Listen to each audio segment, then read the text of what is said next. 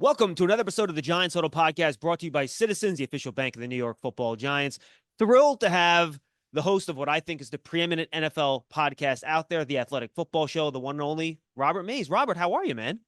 Doing well. Appreciate you having me. It's good to be back. Yeah, it's good to have you. You were out here at Giants camp a few weeks ago. You had a chance to see this team up close. So I want to level set here first before we begin, because I got yelled at by Giant fans sometimes. They yell at me as a guy that makes excuses. And when I talk about the offensive line last year, I say, guys, it's not an excuse. It's a reason. And back in May, I went back just so I could refamiliarize myself. I rewatched all of Daniel Jones' dropbacks the first 6 games of the year, whatever it was. And I lived through that. I rewatched every game on Monday during the year. But when I went back and looked at it again, Robert, I was like, wow, that was worse than I even remembered it. I think there was a 60% pressure rate against Dallas in week 1. I mean, it was just off the charts bad. And this is a point you made, that there's a difference between bad offensive line play and what the Giants' offensive line looked like last year. There's no doubt. I mean, you have to get to a place where you at least have a functional NFL offense, and they couldn't get to that place. And you're right, it was from week 1. I mean, think about that starting offensive line in week 1. Andrew Thomas gets hurt at some point in that game. Mark Lewinsky is starting at right guard for you. He played, what, one more game the entire season before they decided, like, we can't do this anymore. Evan Neal obviously have massive struggles in that game, and those continued early in the season. And then by the time you get to week 2, like, Josh Zudu is your left tackle, and for the rest of the year, you're just scrambling for answers. And you can account for one weak point on the offensive line, maybe 2. You can do it with scheme, you can ship, you can help. When there are 4 guys at any given time who are just completely outmatched, it's hard to run an NFL offense. And for the most part, that was the state of this offensive line last year. Yeah, and this is the way it affects, I think, the way you call your offense, right? Where you literally No doubt. cannot call your plays. And the one thing that kind of shocked me when I rewatched it, how many times they tried the max protect with 7 or 8 guys, and the other team was still getting home with 4 on early down play action. Like, that should be the only time, even if you're bad, you should be able to protect on 1st and 10 play action, max protect with 7 or 8, send 2 or 3 guys into the route against a 4-man rush. They couldn't even protect against that. I mean, what chance do you have? And part of the problem is if you're living in that world where you're only having 2 guys out in the route consistently, you're already just drawing dead. In this year, in this NFL, when it's all about, like, can you get 4 or 5 eligibles out? Can you make sure that you're attacking zones and defense, you're flooding them with the receivers, all that stuff. If you're only getting 2 guys out in routes consistently, it's already a hard way to live. You combine that with an inability to protect the quarterback, and you just see the foundation of it crumble. And that's why I'm curious about what it looks like this year, if we can get to a workable place, like a place where the offensive line and some other role players within the offense are just NFL caliber players. What can this offensive staff do? Because they had a really good year in 2022, and they had as bad of a year as you possibly could last year. What is the reality? I'm sure it lies somewhere in the middle. Yeah, and I think it almost feel like the front office took the Daniel Jeremiah theory of offensive line play, was just avoid having the tomato cans, right? If you could avoid the guys that are just, you have to help a lot, you're going to be okay. So they bring in just a slew of veterans, right? John Runyon, Jermaine Illuminor, Greg Van Roten, Aaron Stinney, even, who started games for the Bucs last year. Just a bunch of guys that I think you know what they're doing. And then I think more importantly, they bring in a coach that coached 2 of those guys with the Raiders and elevated a group where you look at that offensive line last year, besides Colton Miller, they don't have guys that people are talking about as high-level starters, let alone Pro Bowlers. So I think they're trying this formula here. Well, look, if we can be the 21st best offensive line and stay out of that bottom quartile, this could be a huge win. It'd be a miracle. If you're the 21st best offensive line in the league, considering what they were last year, that would be a massive, massive upgrade that, again, would just allow us to get some real information about what this staff is and what they want their offense to look like. You look back at 2022, it was a lot of the same sort of players for the Raiders and Carmen Brasillo when he was their offensive line coach. They ran the ball extremely well. I mean, that was an efficient offense in a lot of ways. It helps that you have Devontae Adams, and that changes the way the defenses play against you. But the hope is if you drop a guy like Malik Neighbors into what the Giants are doing, the entire ecosystem starts to come together in a way like we've seen in other places around the NFL. Yeah, Giant fans, I want to stress, go check out, it was last week, Robert and Derek Klassen, his new host on the Athletic Football Show. Again, I always talk about it on our programming, the best football podcast out there. They do a great NFC East preview. They talk about all this. Go check that out.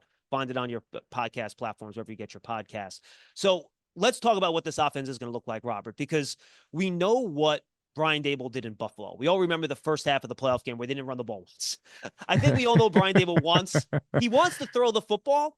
And I feel like even 2 years ago when the Giants made the playoffs, they had their, season that no one thought would happen. I almost feel like that wasn't what Brian Dable wants to do, where you're putting an offense around Saquon Barkley. The quarterback run game's a huge part of it. I feel like he wants to throw the ball a lot more. And for the first time, I do think they've put together a group of players up front and at receiver where, look, this isn't, I'm not trying to tell you this is going to be Joe Burrow with Jamar Chase and T. Higgins, but I feel like they actually have a chance to run this offense the way I think Brian Dable wants to run an offense. I think that's fair. And I would wonder how much of that pass happy life that they lived in Buffalo was a product of having Josh Allen. It doesn't hurt. Yeah, having like the second best player in the NFL throwing the ball 60 times a game and a guy who anytime he drops back, that can turn into your running game. Yep. They also ran a ton of RPOs. Like just the entire baseline of what they wanted to be in Buffalo, I think is an expression of the quarterback's ability. I don't think that they want to be what they were in 2022. I mean, that offense was hilarious to watch. I mean, it's just tons of rollouts and you're building the passing game through your running back. But I say that in jest. I was impressed by what they got out of it. Like it was a notably good coaching job. Like the man was the coach of the year. And I think that it was justifiable. Like he did such a good job of piecing that together. And that's why I'm at least curious to see what they can get out of this group. It's probably going to look a little bit more traditional, but I haven't just forgotten a lot of the flashes we saw from this staff doing a great job with the talent that they had in 2022. I think there are reasonable concerns about just the state of everything there, what happened with Wink Martindale, some of the things about Mike Kafka and just that relationship in general. But I still feel like there were enough flashes from that group during the early part of their tenure where at least I'm curious to see what the offense will look like when they get better players. And it seems like they have better players. Yeah, look, and I think the centerpiece to all this, and I hate to put this on a rookie because I'm very much in the Bill Parcells school. Don't anoint the guy, don't give him a gold jacket, all that stuff. But look, I've been covering the Giants with the Giants since 2007. And keep in mind that Odell Beckham Jr. had a hamstring in training camp. So he's kind of pushed away. He's not involved in this conversation. Malik Neighbors is the best rookie I've ever seen in training camp. And frankly, it's not particularly close. I mean, he is really good. There's not much he can't do. He's had a couple of drops. That's the only thing you can point at and say, all right, I'm a little worried about that. But to me, if he can really be that number one wide receiver, that's the key for this whole thing really coming together for this offense. You mentioned Joe Burrow and Jamar Chase. Yeah, they may not have T. Higgins. They might have Jamar Chase, though. Right. That might be what he is. And if that's the case, it changes the entire complexion of what you can be offensively. Think about the group that we're working with last year. Talk about the offensive line, but I mean, there are moments, like real moments, where Darius Slayton is your number one receiver. And Darius Slayton has a defined role within an NFL offense. We know what he is. We know what he can bring. But if that's the case, if that's the state of your passing game, that's not what you want to be in 2024. And the fact that now you can bring Neighbors in and beyond his talent alone, one of the things that I like about it is it allows everyone else to slot into the roles that make sense for them, right? You have Malik Neighbors is now your true number one receiver. We are building the passing game through this super dynamic talent.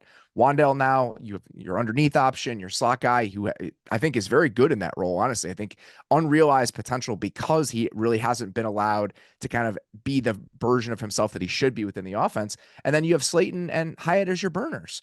Like if you think about that combined with piecing together their tight end room, it makes sense. Like it's an NFL receiving room in a way that it just has not been over the last few years. Like they tried to make Darren Waller like the centerpiece of their passing game, and it just didn't work out for a whole variety of reasons. There's less ingenuity that's necessary here. Like this is something that you look at it makes sense to your brain, and it looks more like you want an NFL offense to look in the modern day. You're ready for a change. Payday comes early with Citizens, so go to that retreat. New you moves to the country. Now you're raising goats and launching a lifestyle brand.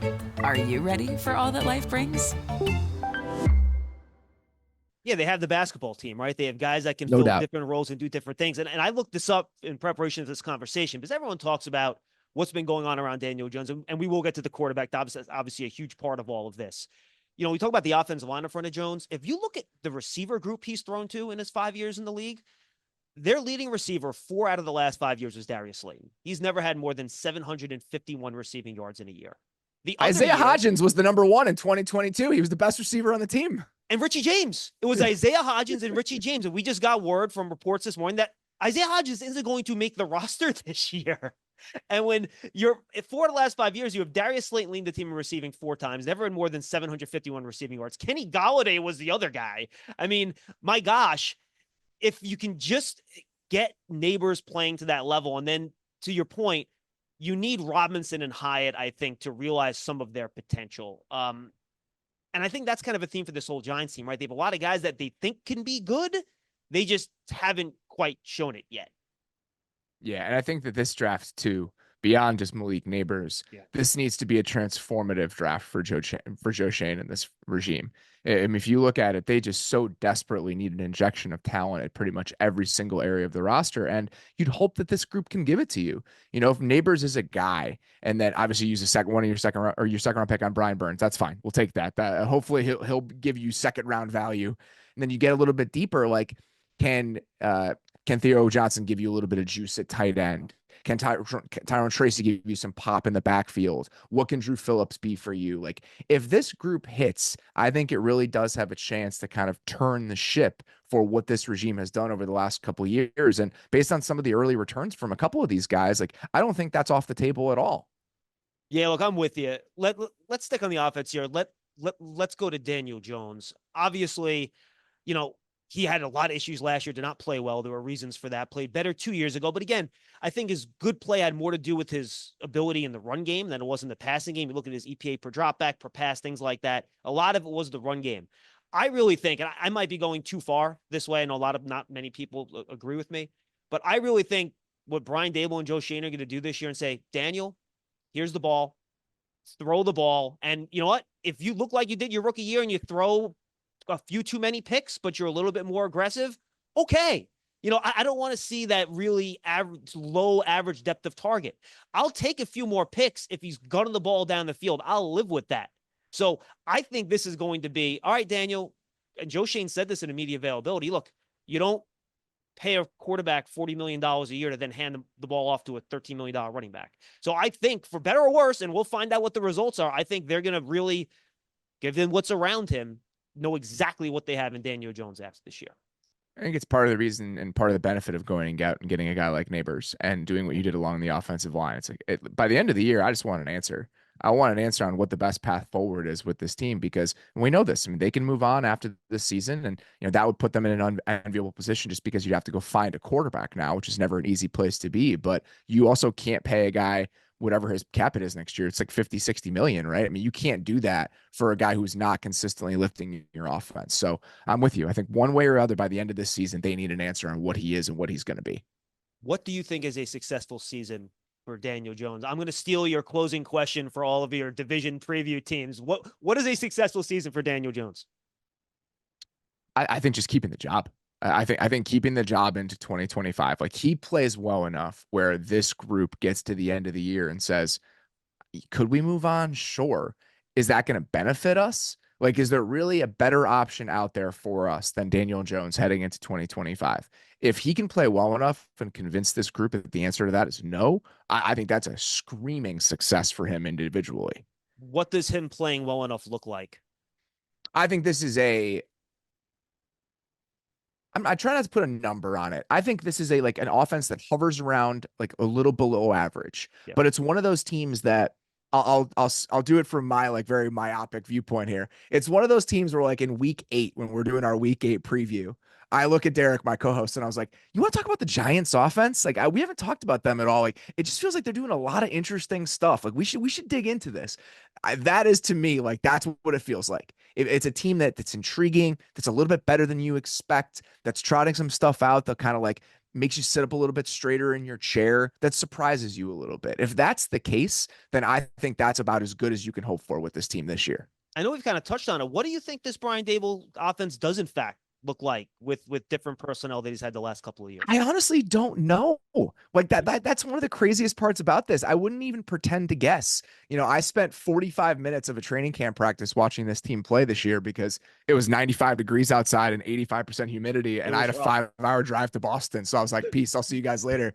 But I truly don't know what to expect because again, we've seen him be so many different things, even over the last 6 years since he got to Buffalo. They get to Buffalo in 2018, and I think a lot of that offense that year, just like a little history lesson, Pat DeMarco was on that roster. Like this is a team that was rooted back then in a lot of those New England ideas, and that's where Brian Dable comes from. It was more traditional, and then I want to say going into the 2020 season, because people have told me the story multiple different times.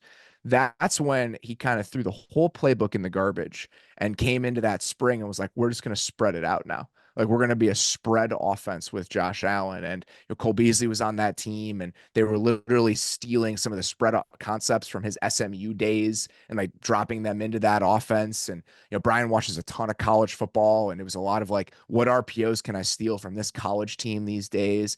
And then you get to what he was in 2022, and it's all under center play action, boots and QB run games. So that's why it's hard to pin down, just because you don't get that many hints about what it'll be from his DNA and even some of the stuff that he's been as a play caller, because that stuff is so disparate that it's kind of all over the place. Yeah, I can tell you, I've talked to him, and when you ask him about what it's like calling plays again, he gets this little like grin and gleam in his eye where he's excited to do this, man. I think, when he first got here, you don't want to take on too much as a first-time head coach. You're just a coordinator before. You don't want to do everything. Now he's kind of figured that out, might be a little strong, but he's done it enough over the 2 years where I think he's ready to really mold this offense. And he has a guy like Mike Kafka who's going to have Andy Reid ideas to kind of help you with that sort of stuff, right? But I think he's really excited to kind of be like, all right, you know what?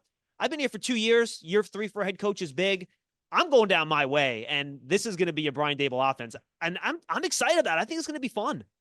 Yeah, I think so too. I'm looking forward to what it is. I don't know what the end result is going to look like, but this isn't one of those teams where I'm walking into the season and I'm like, I don't know, man. I don't know how this is going to go. I think there are some offenses in the NFL where there's not proven success from the play caller, even if there is some questions about what the offensive personnel is going to look like. And at least with the Giants, you have a play caller and an offensive staff that has shown an ability, literally within the last 2 years, to get the most out of their personnel. So this personnel being improved, I think that you can reasonably kind of create a case for optimism about what this eventually looks like. Football season is coming, and so is the next college semester. If you need funding, a Citizens student loan could help you pay for 100% of your school certified costs. Get your rate quote in about 2 minutes at citizensbank.com/pay-for-college. All right, Robert, let's go to the defense. And I know in the media nationally, everyone talks about the quarterback. They're all freaking out about the Giants offense. Based on our conversation, I feel much better about that side of the ball, quite honestly, than I do what we're going to talk about here on defense. And I want to start with the secondary. You were here. A lot of youth back there, right? The guy you're relying on is Deonte Banks. He's in his second year, right? Jason Pinnock's your veteran safety. He's like in his third year, and he's the guy that switched positions as a rookie.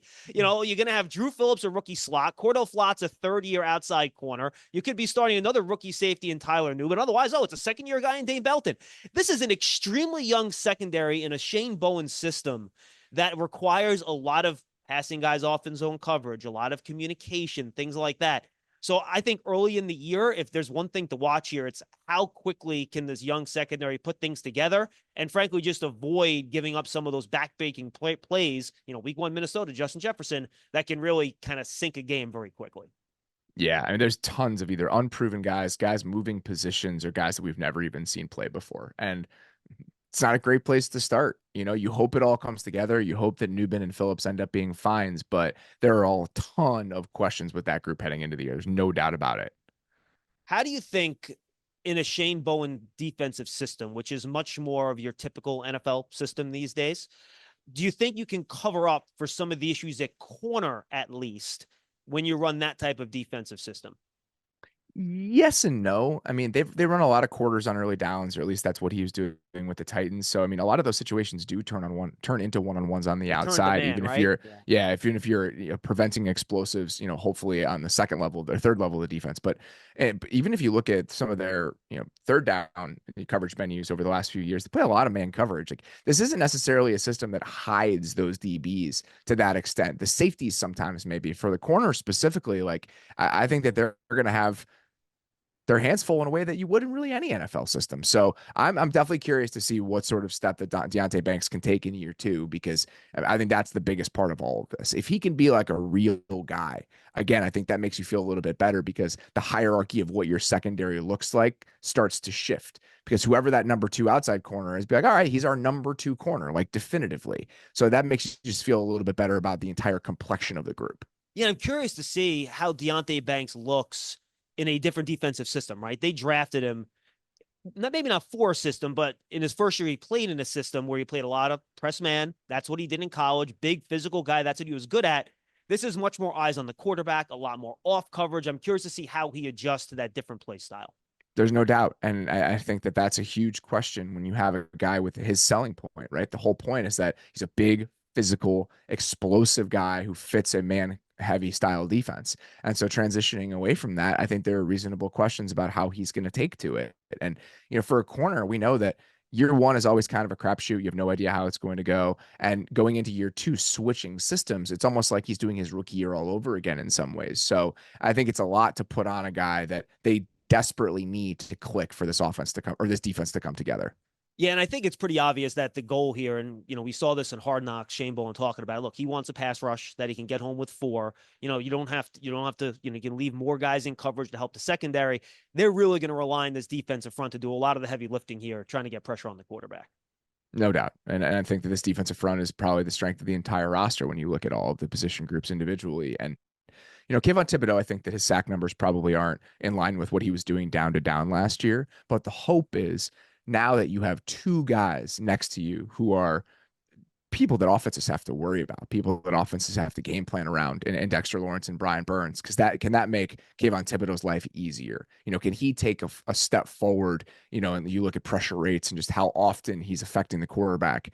And if that can happen, and you combine it with Dexter Lawrence, who I truly think is like one of the best 15 players in the NFL. Like, I just absolutely love Dexter Lawrence. He's so much fun, man, to watch every day. Oh, he's one of my favorite players to watch. And also, just when you think about how unique he is compared to every other player at that position in the league, and doing it at 330 and affecting the quarterback the way that he is consistently, he's a special player. So you have those 2 guys, and then you drop in Brian Burns, who, I think that Brian Burns never kind of got to that level I was hoping he would get, where he had those kind of Von Miller flashes early in his career, but he is still a dynamic player. When you pair him with Thibodeau, with a Dexter Lawrence, I still think that this can be a group that's consistently making life hard for opposing offenses. You love turf. You're good at it. So you start a turf biz. Business grows, your savings grow. Become the most celebrated name in turf. Are you ready for all that life brings? Yeah, I want to dive in. One thing on Thibodeau, one thing on Burns. First on Thibodeau, and I've told Giant fans this. If you look at his pressure rate, his rookie year compared to last year, they're nearly identical. And you look at the sack difference, it went from, I think, 6 as a rookie to 11.5 last year. So I think the sacks, let's see how that goes. The evolution of Thibodeau as a pass rusher is interesting. He's been asked about this twice this offseason. I'm going to try to get him next week for a one-on-one to kind of dive into a little bit more. He asked how him and Brian Burns complement each other, right?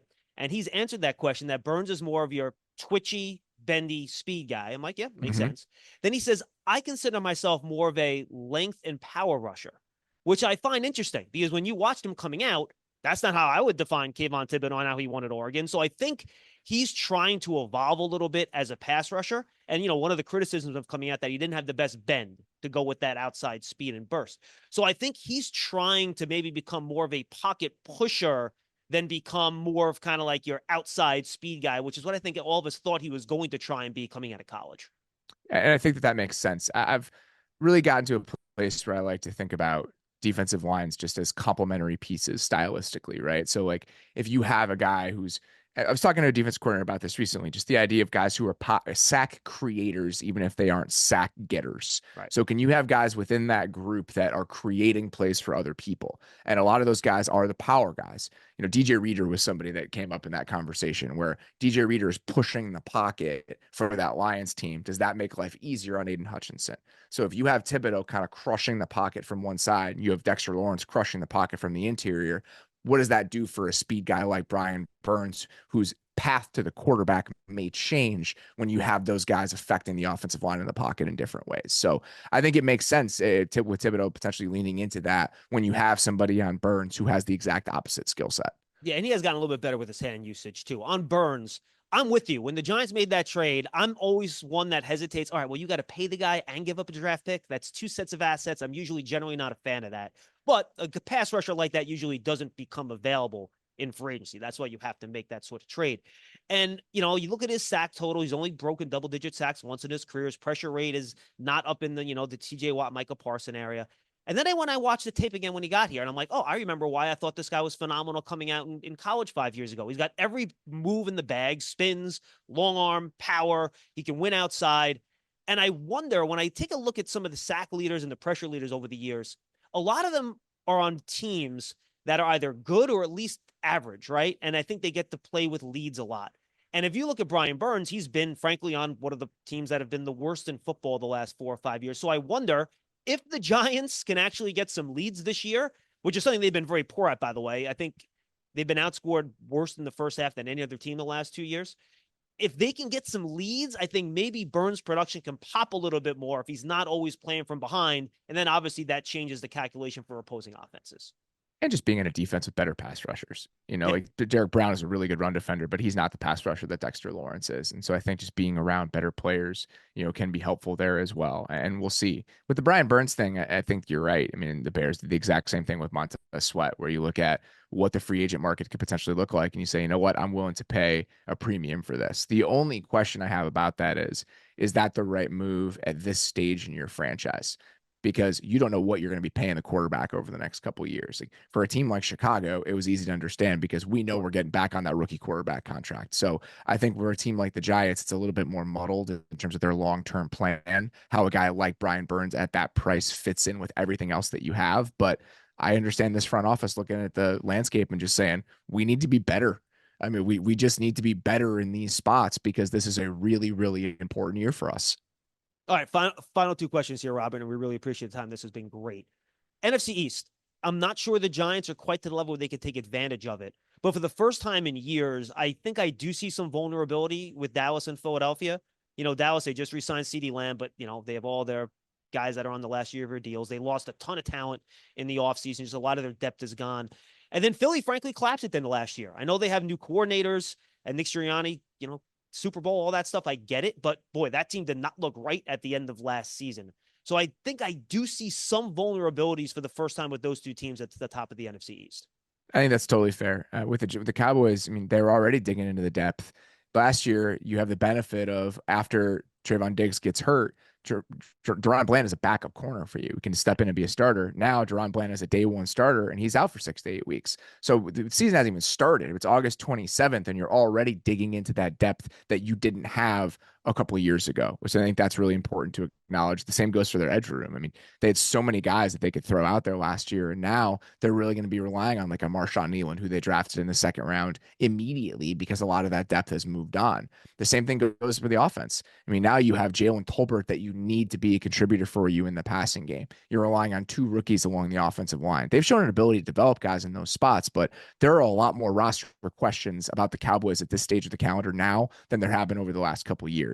Philly, there are very few roster questions. I mean, that team is absolutely loaded because of the way that they use their assets and the way that they spend money. The question is, what's everything else going to look like? Do you have the coaches on each side of the ball that can get the most out of that talent? Can you kind of pull out of that tailspin that you were in offensively by switching to a different scheme that potentially gives you a little bit more flexibility and some more answers? And I think that overall, like when you move on from 2 coordinators in a single offseason, the vibes aren't good. Like, that it's not, the building isn't thriving when those are the sorts of moves that you're having to make. And that's kind of my biggest pause with Philly is that I think they have talent. I think that the guys that are now running the offense and the defense, even if you may have your qualms about them, they've shown an ability to produce effective units in the NFL. I think it's more just, how do we feel about like the state of that building and what's going on with the head coach and all of the other different considerations there? Real quick, before we do a wrap-up question, the Giants. The Commanders, I could see this being a disaster. I got to be honest with you. Between their offensive line and secondary, didn't love Jaden Daniels, but in front of bad protection, I don't know. I know a lot of people behind the Commanders this year, man. I could see that going really sideways. Yeah, I mean, I think that you look at the state of their offensive line, just the offense that they've run in the preseason, which I know you don't want to put too much credit in, but just like, okay, how afraid are you of the guys blocking like up front? Like the fact that he threw that goal ball in the first game and he got yelled at for it because they didn't want him to push the ball down the field.